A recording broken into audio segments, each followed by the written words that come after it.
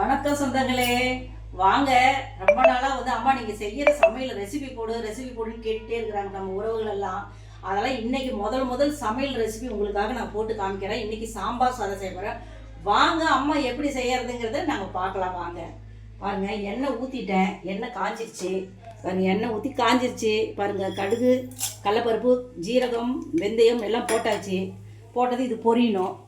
பொரிஞ்சு முடித்ததும் மிளகு, இங்கே பாருங்கள், 1 ஸ்பூன் மிளகு, 1/2 ஸ்பூன் ஜீரகம், ஒரு 10 பல்லு பூண்டு தட்டி வச்சுருக்கேன். இதை தூக்கி இதில் போட்டுடலாம். அது பொரிட்டுங்க. இது பொரிஞ்சதுக்கப்புறம் பொரிஞ்சிருச்சு. அடுத்து இதை தூக்கி இதில் போட்டுடலாம். பாருங்கள், மிளகு ஜீரகம் போட்டு தட்டி இதை அப்படியே லைட்டாக கிட்ட வந்து காமிப்பா போட்டாச்சு. அதுலேயே பச்சை மிளகா போடுறோம். பச்சை மிளகாய் லைட்டாக சிறந்ததும் வெங்காயம் போடுறோம். பாருங்கள், சின்ன வெங்காயம் கொஞ்சம், பெரிய வெங்காயம் ஒரு சின்னது ஒன்று. சின்ன வெங்காயம் தான் நிறைய போடுறாங்க. எல்லாமே சின்ன வெங்காயம் போட்டால் ரொம்ப டேஸ்ட்டாக இருக்குங்க. ஆனால் இதில் பாதி அதில் பாதி போட்டிருக்கேன். இதையும் போட்டு வணக்கிடுவோம். அது அப்படியே வணக்கிட்டே இருக்கும்போது பாருங்கள், கருவேப்பிலை உருவி தூக்கி இதில் அப்படியே போட்டுடலாம். கருவேப்பிலையும் போட்டுடலாம். இது நல்லா வணங்கணும். நல்லா வணங்கிட்டோம். வணங்கினதுக்கப்புறம் தக்காளி எடுத்து கட் பண்ணி வச்சுருக்கோம் பாருங்கள், அதையும் போடுவோம். தக்காளி எப்படி சதந்து வந்ததுக்கப்புறம் காய்களை போடுறேன், காமிக்கிறேன் பாருங்கள். வெங்காயம் வந்து ரொம்ப வதங்கணும்னு தேவையில்லை. நல்லா கண்ணாடி பதத்துக்கு வந்ததுக்கப்புறம் நம்ம வந்து இதில் வந்து பச்சை மிளகா மஞ்சத்தூள் கொஞ்சம் போட்டுடலாம். மஞ்சத்தூள் ஒரு 1/2 டீஸ்பூன் போட்டுடலாம். நிறையா போட தேவையில்லை. 1/2 டீஸ்பூன் போட்டதுக்கப்புறம் அது ஒரு கிளறி விட்டுட்டு தக்காளி தூக்கி போடலாம். பாருங்கள், தக்காளி 2 தக்காளிங்க, நல்ல இவ்வளோ பெரிய தக்காளி 2 தக்காளி கட் பண்ணி வச்சுருக்கேன். அதை தூக்கி அப்படியே இதில் போட்டுடலாம். போட்டு நல்லா வணங்கணுங்க. நல்லா பாதி அந்த தக்காளி வந்து நல்லா கண்ணாடி பதத்துக்கு வர டைமுக்கு அப்படியே இந்த காய் அலசி வச்சு தூக்கி போடணுங்க. காய் அலசி வச்சு தூக்கி போட்டதுக்கப்புறம் இது வந்து வணங்கட்டும். வணங்கினதுக்கப்புறம் காயை தூக்கி போடணுங்க.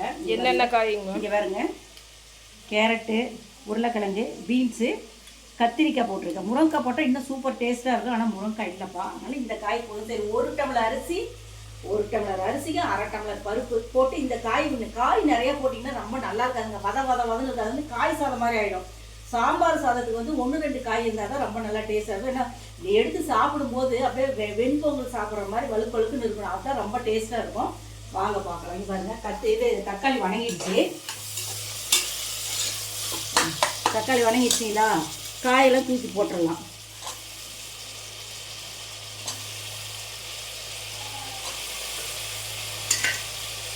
காயை தூக்கி இப்படி நல்லா அலசி காயை தூக்கி இதில் போட்டு கொஞ்சோண்டு கல், அதாவது சும்மா அந்த காயில் அந்த உப்பு எசன்ஸ் இறங்குற மாதிரி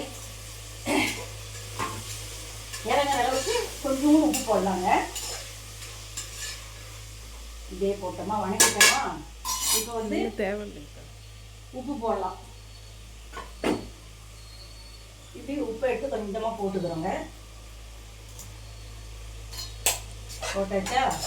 போட்டு இந்த காய், இந்த தக்காளி, வெங்காயம், பச்சை மிளகாய் எல்லாம் நல்லா வணங்கணும்.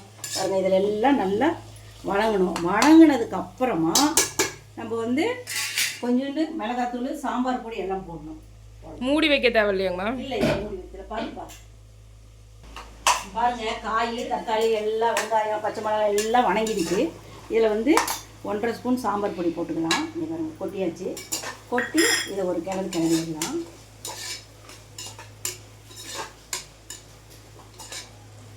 கிளறி அந்த மிளகாத்தூள், சாம்பார் பொடி எல்லாம் அதில் அப்படியே ஆட் ஆகி கொஞ்சம் நல்லா அப்படியே சலசலன்னு வெந்ததுக்கப்புறம் வேகட்டும். வெந்ததுக்கப்புறம் வேகும்போது கொஞ்சோண்டு உப்பு போட்டுக்கலாம். கொஞ்சோண்டு போட்டிருக்கேன் வெங்காயம் வணங்கிறதுக்கு. இப்போ கொஞ்சம் உப்பு போட்டிருக்கிறேன். அது எப்படின்னு பார்க்கலாம். இங்கே பாருங்க, காய் எல்லாம் நல்லா வணங்கி பாருங்கள், எண்ணெய் பிரிஞ்சு வந்துருச்சு. எண்ணெய் பிரிஞ்சு வந்ததுக்கப்புறம் ஒரு சின்ன நெல்லிக்காய் சைஸு புளி பாருங்கள் கரைச்சி வச்சுருக்கேன். அதை தூக்கி அப்படியே ஊற்றலாம். ஒவ்வொருத்தங்க பின்னாடி எல்லாம் சாப்பாடு எல்லாம் செஞ்சதுக்கப்புறம் கரைச்சி ஊற்றுறாங்க. அந்த மாதிரி ஊற்றுனா கடுப்படிக்க நல்லா இருக்காது. அந்த மாதிரி நம்ம வந்து காய் வணங்கும் போதே புளி ஊற்றுனால அந்த காய்க்கு அந்த புளிக்கு நல்லா வணங்கி அந்த டேஸ்ட்டு கொடுக்குங்க. இது நல்லா ஒரு செகண்ட் வரட்டும். இதில் வந்து இப்போ என்ன பண்ணலாம், இது பாருங்க, பருப்பு அலசி எடுத்து வச்சுருக்கேன். தண்ணி வடிகட்டிடலாம்.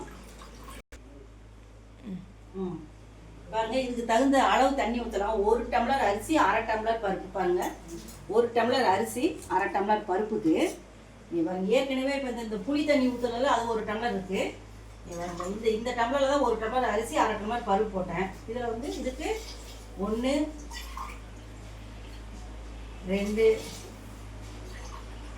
1 நிமிஷம் இங்கே பாருங்க, 3 ஏற்கனவே 1 டம்ளர் தண்ணி இருக்கா, அதனால ஒரு 1/2 டம்ளர் தண்ணி, 4 டம்ளர், 1.5 டம்ளர், 1 டம்ளர் அரிசி 1/2 டம்ளர் பருப்புக்கு 4 டம்ளர். அப்போ தான் சாம்பார் சாதம் வந்து கெட்டியாக இருந்தால் நல்லா அப்படியே கிரேவி மாதிரி நல்லா குழன்னு நல்லா டேஸ்ட்டாக இருக்கும். இப்போது பாருங்க, இந்த தண்ணி கொஞ்ச நேரம் அப்படியே கொதிக்கட்டும். கொதி வரும்போது பருப்பு போடணும், அப்போ தான் சீக்கிரமாக வேகும், இல்லைன்னா வேகாது. இது கொதிக்கட்டுங்க, ஒரு 2 நிமிஷம் கொதிக்கட்டும். கொதிச்சதும் பருப்பு தூக்கி போடலாம். ஒரு 10 நிமிஷம் அப்படியே வாங்க. இங்கே பாருங்கள், தண்ணி கொதிச்சிருச்சு பாருங்கள். பருப்பு அந்த இதெல்லாம் நம்ம தக்காளி வெங்காயம் காயெல்லாம் போட்டு மிளகாத்தூள் சாம்பார் பொடியெல்லாம் போட்டுருக்குல்ல, புளி ஊற்றி கொதிச்சிருச்சு. ஒரு கொதி வந்ததுக்கப்புறம் இந்த பருப்பு தூக்கி போடணும். இங்கே பாருங்கள், 1/2 டம்ளர் பருப்பு தான் ஊற வச்சுட்டேன், 3 மணி நேரம் ஊற வச்சுருக்கேன். பாருங்க, இதை தூக்கி அப்படியே போட்டோம்னா போட்டு ஒரு 10 நிமிஷம் இது ஒரு கொதி அரை பதத்துக்கு வந்ததும் அரிசி தூக்கி போடணும். ஏன்னா அரிசி சீக்கிரம் வெந்துடும், பருப்பு அவ்வளோ சீக்கிரம் வேகாது. அப்போ வந்து என்ன ஆகும், பருப்பு நதுக்கு இருக்கும், அரிசி சீக்கிரம் வச்சுன்னா நல்லா இருக்காது சாம்பார் சாப்பிட்டு. அதனால் இதை தூக்கி இதில் போட்டுடலாம். 10 நிமிஷம் கழிச்சு அரிசி தூக்கி போடணுங்க. அரிசி தூக்கி போடும்போது காமிக்கிறோம். பாருங்க, கிண்டியாச்சு. இதை போட்டாச்சா? இப்போ வந்து இங்கே பாருங்க, இதில் வந்து பெருங்காயத்தூள் கொஞ்சம் போடுறோம். பெருங்காயத்தூள் முதல்ல போடக்கூடாது.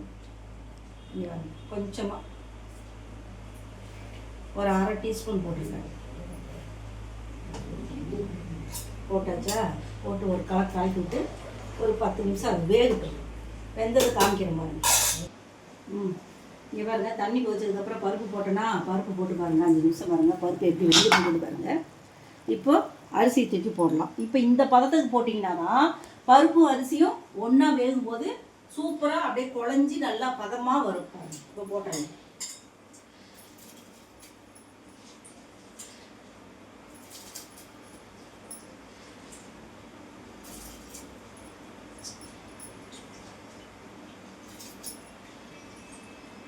அப்படியே போடுறோம் பாருங்க, சூப்பராக போட்டாச்சா?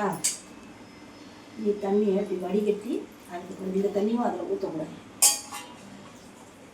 பாருங்க, போட்டாச்சு. இது வாங்க காமி, இதுதான் சாம்பார் சாதம். பாருங்க, இந்த கன்சிஸ்டன்சிக்கு தான் வரும். இது இன்னும் வேகணும். வெந்து கடைசியாக உங்கள்கிட்ட இந்த ரெசிபி காமிக்கிறப்பா. இவ்வளோதான்ப்பா சாம்பார் சாதத்தினோட ரெசிபி. இது அடுத்தது கடைசியாக உங்களுக்கு ஃபைனலாக காமிக்கிறேன். எத்தனை விசிலுங்கம்மா? இது வந்து 2 விசில் விடணும். 2 விசில் விட்டு 10 நிமிஷம் கேஸ் அந்த இறங்குற வரைக்கும் விட்டுட்டோம்னா சாப்பாடு அப்படியே கொலைய வேக வச்சு சூப்பராக இருக்கும். அடுத்தது உங்களோட லஞ்ச் வீடியோவில் உங்களுக்கு அதை காமிக்கிறப்பா. ஓகேங்க, பாய்ங்க. பாருங்க, இப்போ வந்து கேஸ் எடுக்க போகிறோம். எப்படி சாப்பாடு கரெக்டாக பதத்தில் இருக்கான்னு பார்க்கலாம் வாங்க. கேஸ் எடுத்தாச்சு.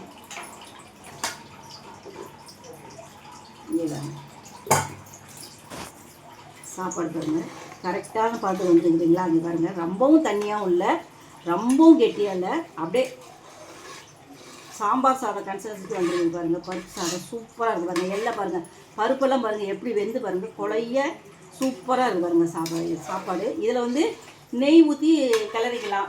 எங்கள் வீட்டில் இருக்கிறவங்களுக்கு யாருக்கும் நெய் பிடிக்காதுப்பா, அதான் நாங்கள் நெய் இல்லை, நாங்கள் வந்து கடலை எண்ணெய் ஊற்றி செஞ்சுருக்கோம். சூப்பரான பருப்பு சாதம் தயாராக இருக்குது. அடுத்தது சாப்பாடு தட்டில் போடும்போது நான் உங்கள்கிட்ட காமிக்கிறேன். பாருங்க, அப்பளம் பொரிச்சு வச்சுருக்கு. நாக்கப்பழமும் இருக்குது. நாக்கப்பழம் சாப்பிட்டா சூப்பர் டேஸ்ட்டாக இருக்கும். பாருங்கள், மாம்பழம் எங்கள் மகன் நேற்று வாங்கிட்டு வந்தார் ஊர்லேருந்து வரும்போது, அதை அறுத்து வச்சுருக்கேன். பாருங்கள், ஊறுகாய் இருக்குது. வாங்க தட்டில் போட்டு காமிக்கிறேன். இப்போ தட்டில் போட்டுக்கலாம்.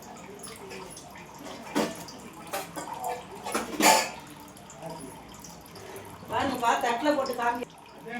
பாருங்க, சாப்பாடு ரெடி ஆயிடுச்சு. தட்டில் போடுறோம். நான் அளவு என்னென்ன அளவுக்கு உங்கள்கிட்ட சொன்னேன்னா இதே மாதிரி அளவில் நீங்கள் செஞ்சு பார்த்துட்டு என்னங்கிறத கமெண்டில் சொல்லுங்கள். இந்த அளவில் செஞ்சீங்கன்னா சூப்பர் டேஸ்ட்டாக இருக்குங்க. பருப்பு சாதம் அருமையாக இருக்குது. வாங்க, எனக்கு தட்டில் போட்டு காமிக்கணும். பாருங்க,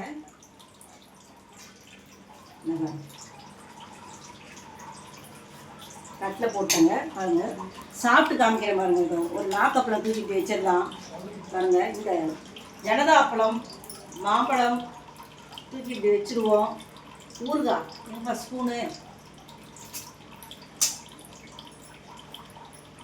ஊறுகாய் வந்து லெமன் ஊறுகாங்க, சூப்பராக இருக்குது. இது நாங்களே வீட்டில் போட்ட ஊறுகாங்க, அருமையான ஊறுகாய் பாருங்கள். இவ்வளோ இந்த பக்குவத்தில் நீங்கள் செஞ்சீங்கன்னா சூப்பராக இருக்கும். உங்கள் வீட்டில் இந்த மாதிரி பக்குவத்தில் நீங்கள் செஞ்சு பார்த்துட்டு என்னட்ட சொல்லுங்கள். அம்மா சாப்பிட்டு காமிக்கிறேன் பாருங்க. உண்மையிலே ரொம்ப டேஸ்ட்டாக இருக்குதுங்க. இது பாருங்க மாங்காய் இந்த ஊறுகாய் பார்த்துக்கிட்டிங்கன்னா ரொம்ப நல்லாயிருக்கும்.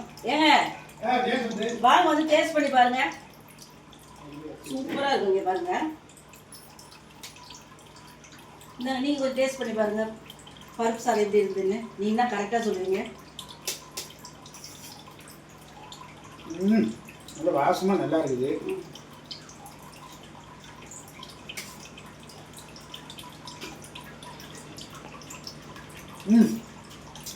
செம்ம சூப்பர் சம்பு.